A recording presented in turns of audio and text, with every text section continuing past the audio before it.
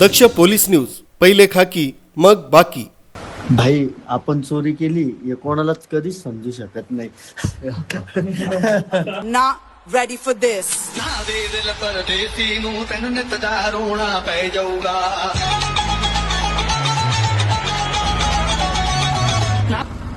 सूर्यवंशी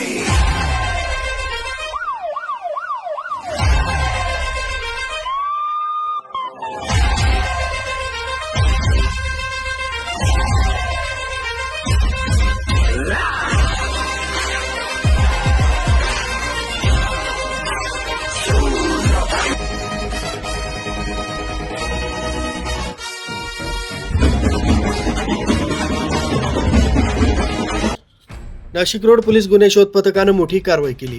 चोरीचा मुद्देमाल विक्रीसाठी आलेल्या 3 संशयितांना पोलिसांनी शेतकरी आणि दूध विक्रेते यांची वेशभूषा करून रचलेल्या सापळ्यात अटक केली.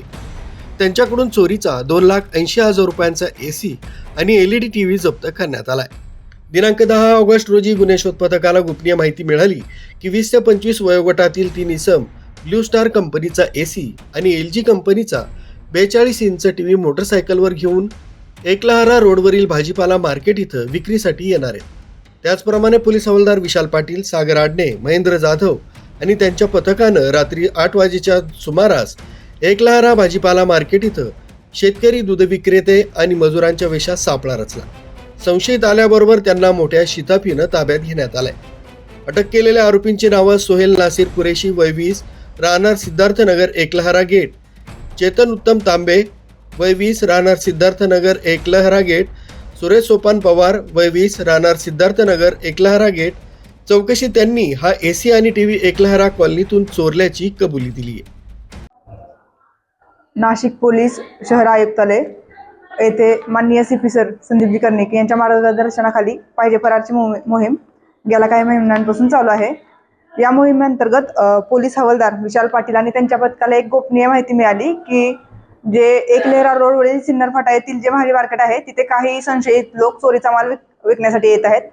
त्या दृष्टीने पूर्ण टीमने एक सापळा रचला आणि शेतकरी आणि दूध विक्रेता यांचा वेशभूषा करून सदर टीम तिथे पोचली.